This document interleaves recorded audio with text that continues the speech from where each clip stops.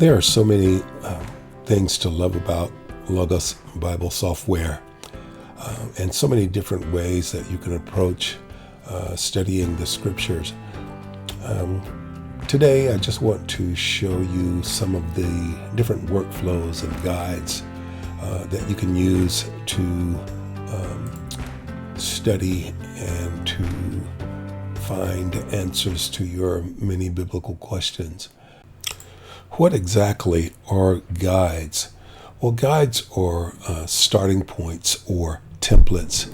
Oh, wow, did you hear that? That's thundering outside.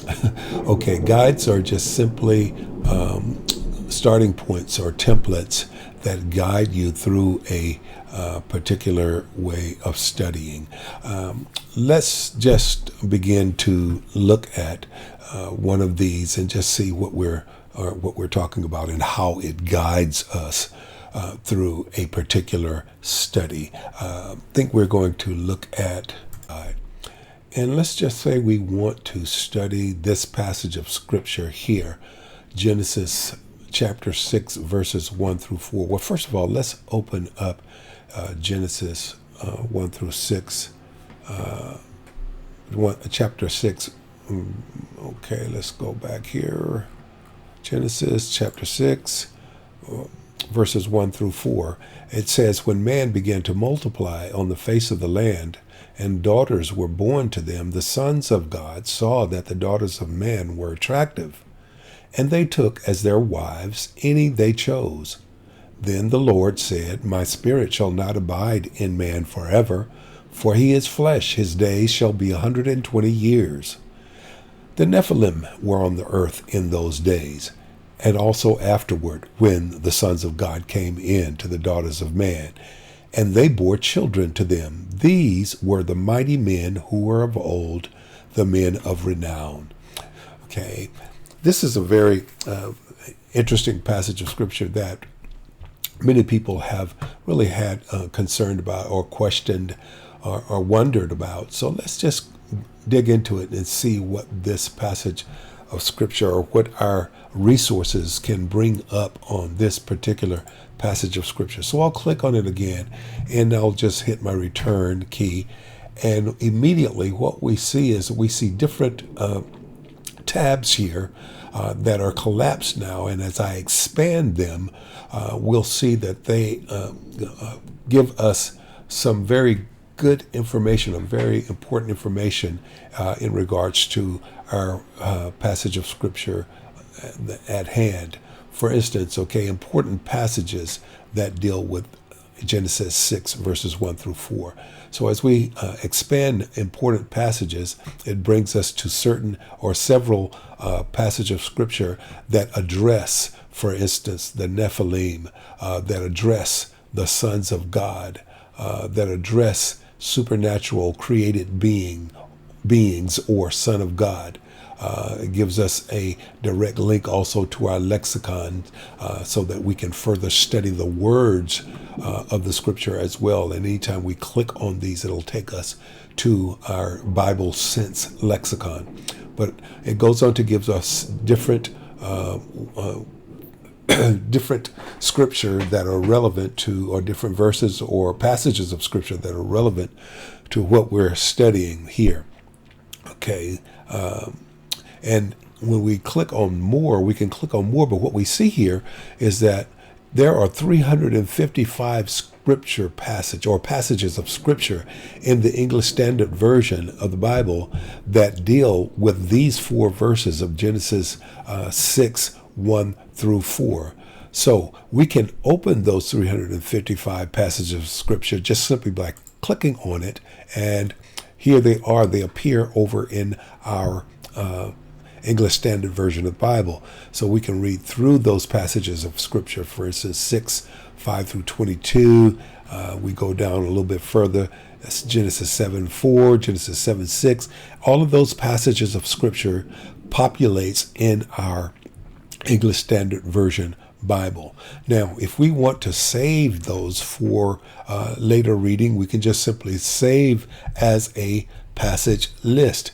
And as we save as a passage list, that passage list now becomes available in our Documents tab. So as I click on my documents, I can see that that passage guide list is here. Passage guide list, Genesis 6, 1 through 4. And as I click on that, it brings up that passage guide list. So it saved that. So it's permanently now saved in my documents as the 355 passages that deal with Genesis 6, 1 through 4. Okay, let's go back and see what else the passage guide does for us. Okay, let's scroll back up and collapse important passages. Now, let's expand commentaries. Okay, in commentaries, you'll see now it produces a number of commentaries that have something to say on this passage of Scripture or the context of this passage of Scripture.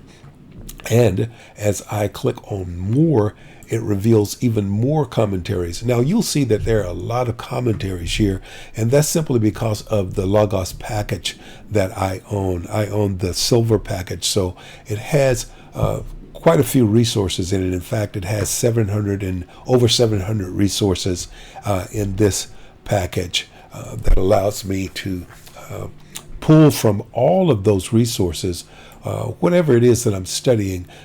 In this particular situation, we're doing a passage guide of Genesis 6, 1 through 4. So it pulls information from every resource that I have in my library in regards to Genesis 6, 1 through 4.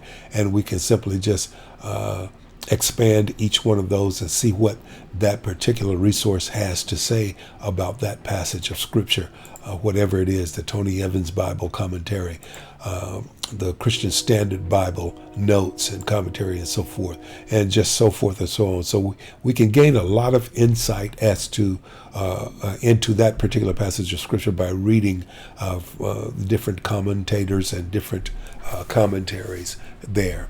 And even more commentaries are available. So let's go back up and collapse commentaries. Now we'll expand cross-references. Now we can look at cross-references that are pertinent to that particular passage of Scripture as well. For instance, Galatians 5 and 16, but I say walk by the Spirit and you will not gratify the desires of the flesh. And you ask yourself the question, well, what does that have to do with Genesis 6, 1 through 4? And the answer is pretty obvious. The sons of God saw the daughters of men and saw that they were beautiful, and they took for themselves wives of them. So it's relevant to that passage of Scripture. Also, Galatians 5 and 17, and 1 Peter 3 and 20, and other scriptures also. Treasure of Scripture knowledge gives you to look into that passage of Scripture as well. So those are cross references.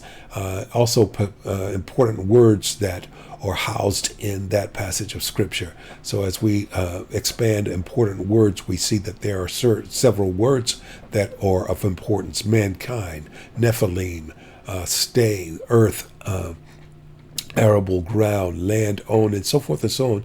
And when you see these things, it gives you the Hebrew word. It gives you the Hebrew word, and it gives you the pronunciation of the Hebrew word, but it also gives you a drop-down menu here, or an expanded view of what that word or how that word is used in other places of the Scripture as well. For instance, Adam is used as man. Adam is used as man in different parts of Scripture. So Adam and man or the same in many parts of Scripture. So it's important that we study the words of Scripture as well. And by using this resource, we have all of these things right at our fingertips. Nephilim and giants. The Nephilim were on the earth in those days and so forth. So we can study words again. So we collapse that particular note, and we go to parallel passages. We expand parallel passages, and it gives us different passages as well. And if I make comments on that particular passage of Scripture, then it will appear here under your comments. So it shows that I have made comments here. So all of my notes are saved, and it appears as well, so I can go back at any time and read my comments as well. And outlines, biblical theologies, journals, atlases, Bible places, Bible people, and several different ways, or several different topics that, or ways that you can dig deeper and deeper into this particular passage of Scripture and come to a better understanding of what the writer of Genesis 6:1 through 4 was saying. So that's our passage guide. That's one of the ways that we can trace a particular passage of Scripture and come to an understanding of what it is saying. We'll look at other guides and workflows at another time.